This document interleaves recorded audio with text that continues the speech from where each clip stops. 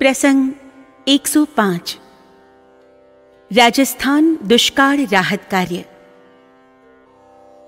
પૂજ્યશ્રીની આજ્ઞાથી અરવિંદભાઈ, મોરારજીભાઈ દેસાઈ, મોહનલાલ સુખડિયા, કેશુભાઈ, રામભાઈ વગેરે રાજસ્થાનમાં સર્વે કરીને બારમેર અને જેસલમેર જિલ્લાને રાહત કાર્ય માટે પસંદ કર્યા. દુષ્કાળગ્રસ્ત વિસ્તાર અને માર્ગો રેતાળ. પરિણામે એ આંતરિક ભાગોમાં રાહત પહોંચાડવાનું કાર્ય અતિ કઠિન હતું. છતાં એ વિસ્તારની જ પસંદગી આપવામાં આવી. મુખ્ય થાણું બારમેરમાં નાખ્યું. વર્ષ 1969ના મે માસમાં ત્યાં શ્રી સદગુરુ સેવા સંઘ તરફથી રાહત કાર્ય શરૂ કરવામાં આવ્યું. રાજ્ય સરકારે પણ એમાં મદદ કરી. રાજસ્થાનની આબોહવાને બાજરો અનુકૂળ પડતો હોવાથી મોટા પ્રમાણમાં બાજરાની ખરીદી શરૂ થઈ. આગ્રા, કાનપુર અને ભટિંડાથી ખરીદી થતી. બારમેરથી ખટારા ભરી ભરીને અનાજ કેન્દ્ર પર પહોંચાડાતું. સ્વયંસેવકો દરેક કેન્દ્ર પર 3 દિવસ રહેતા. 4-5 માઇલના વિસ્તારમાં ઊંટ પર બેસીને લોકો બાજરો લેવા આવતા.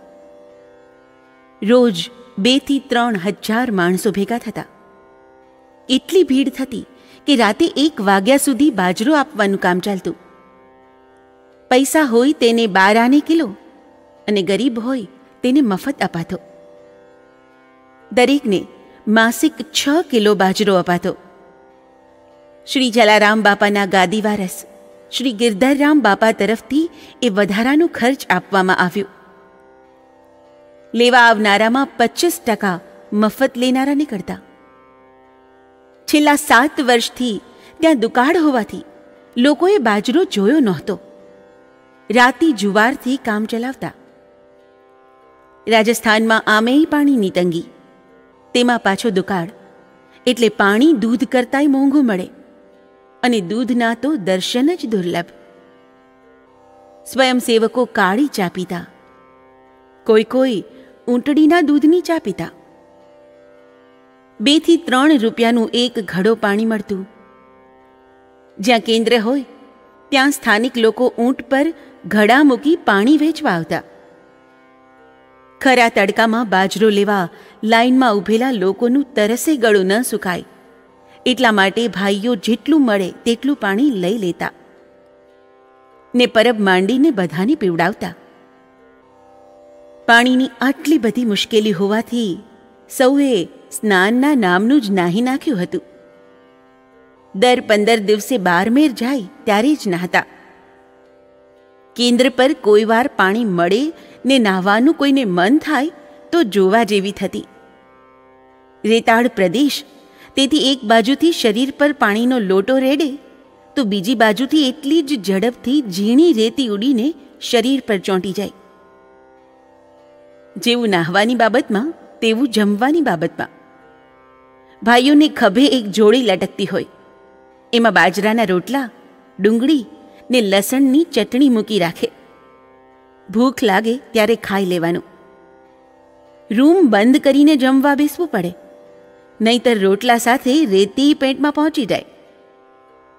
લીલોતરી શાકના તો દર્શન જ ન થાય.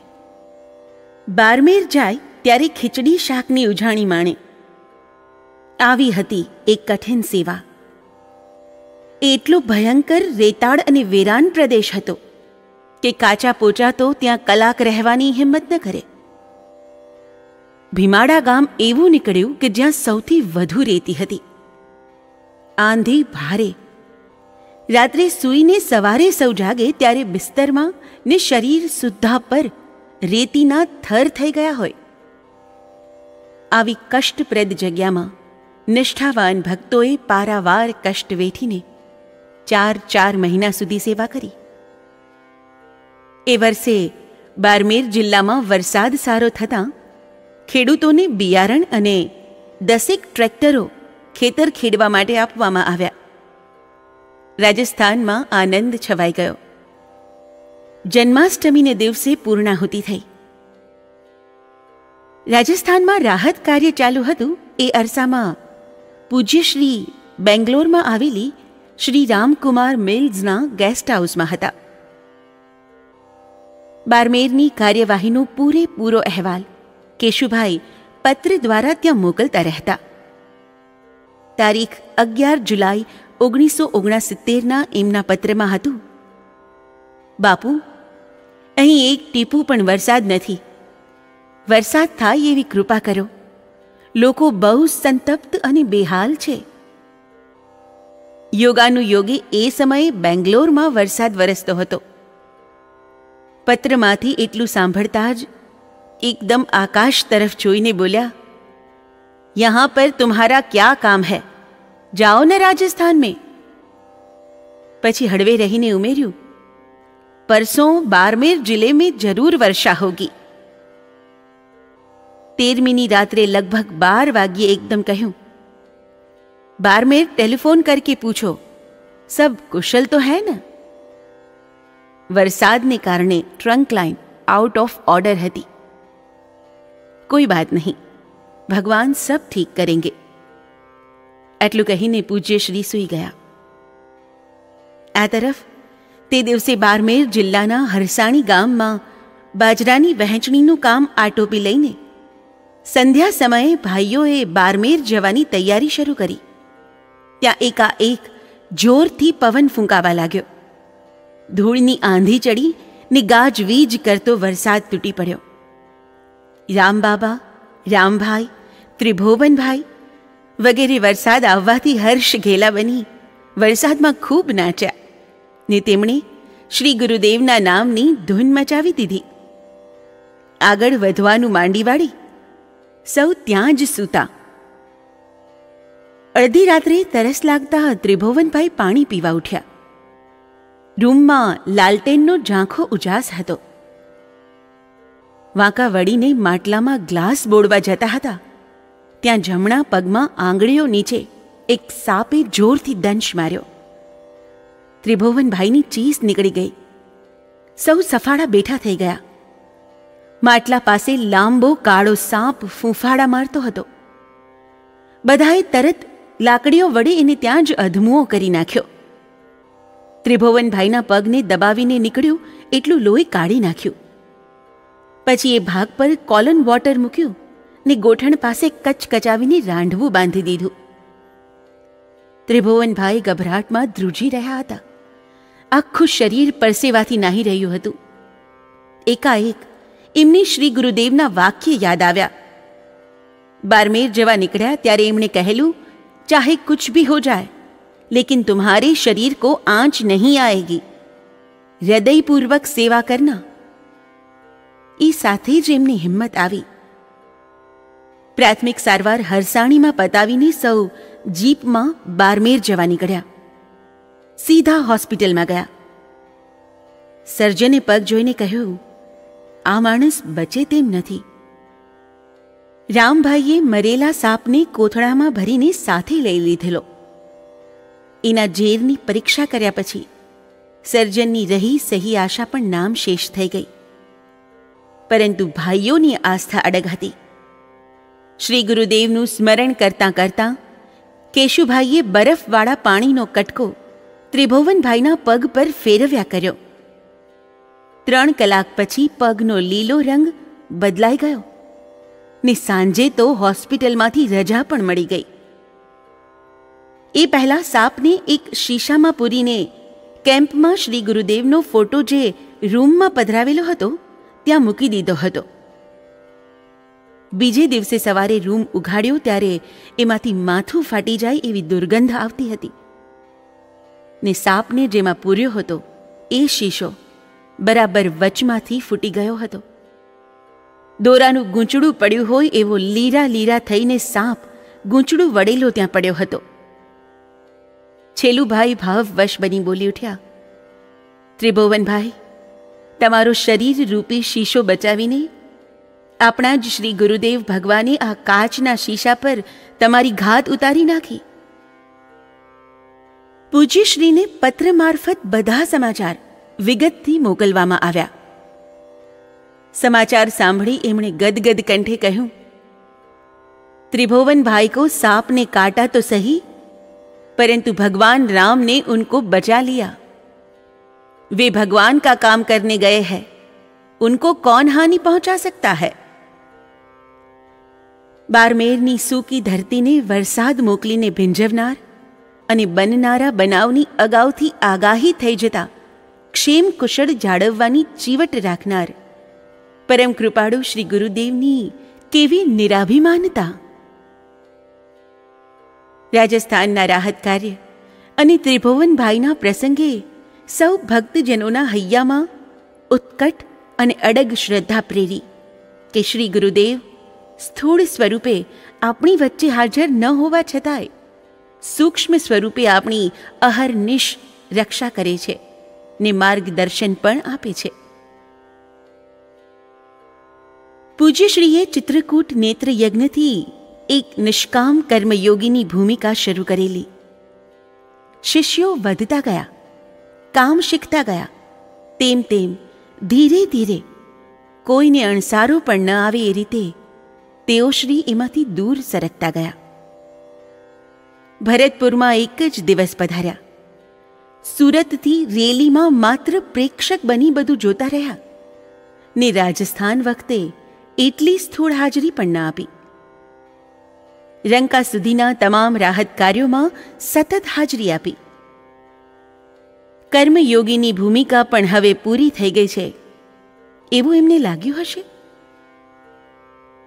બાળક નાનું હોય, અણસમજુ હોય ત્યારે પિતા એની સાથે જાત જાતની રમતોમાં જોડાય છે.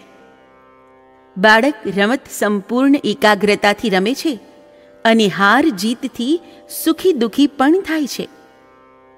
પરંતુ પિતા, એની રમત સાથે કશી નિસ્બત હોતી નથી. એની નિસ્બત હોય છે બાળકને રમત શીખવવા સાથે, એની સાથીની ખોટ પૂરી પાડવા સાથે. બાળક મોટું થઈ જાય, રમત શીખી લે, સાથીઓ આવી મળે કે પછી હળવે રહી પિતા બાજુ પર સરકી જાય છે. બરાબર આ રીતે જ પૂજ્યશ્રીએ પણ બીમારીને નિમિત્ત બનાવીને બાજુ પર ખસી જવાનું પસંદ કર્યું હતું કે શું? બેંગ્લોરમાં સંપૂર્ણ આરામપ્રદ વાતાવરણ છતાં પૂજ્યશ્રીના ચહેરા પર પ્રસન્નતા ક્યારેક જ જોવા મળતી. લગભગ આખો દિવસ શાંત ને ઊંડા વિચારોમાં ખોવાયેલા રહેતા. કોઈ વાર થોડું ચાલવાની કોશિશ કરતા, પરંતુ તરત શ્વાસ ચડી આવતો. તબિયતમાં કોઈ સુધારો ન જણાતા એક દિવસ અમુભાઈ હાર્ટ સ્પેશિયલિસ્ટ ડૉક્ટર પરમેશ્વરને લઈ આવ્યા.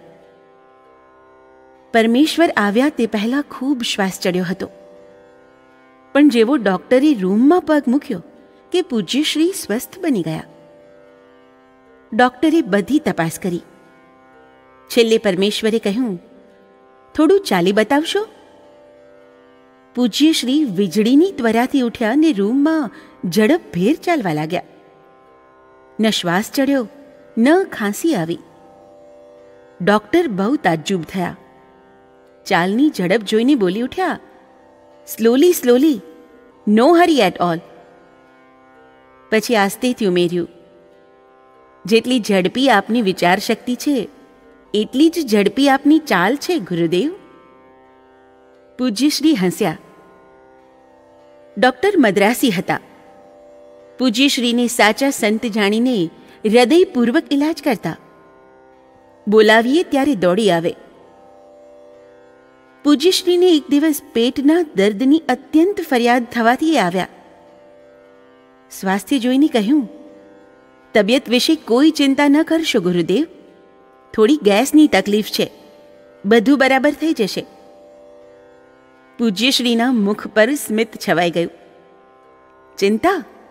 अरे साक्षात परमेश्वर ही मेरा इलाज कर रहे हैं, फिर चिंता किस बात की? एमणे परमेश्वर पर करेला श्लेषथी रूमમાં હળવાશ છવાઈ ગઈ. થોડી વાર પછી करुणासभर आवाजे કહ્યું, मुझे चिंता एक ही बात की है, क्या होगा इन लड़कियों का? दमू और पार्वती मेरे सुख दुख की साथी है, मेरे लिए दोनों ने क्या नहीं किया. પરમેશ્વરે પોતાની ફિલસૂફી રજૂ કરી.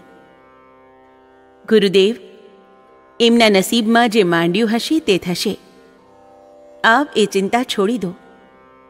આપ તો જાણો છો કે સ્વયં મહેશ શ્વશૂરો નગેશ સખા ધનેશ સ્તનયો ગણેશ તથાપિ ભિક્ષાટનમેવ શંભોર બલિયસી કેવલમીશ્વરેચ્છા.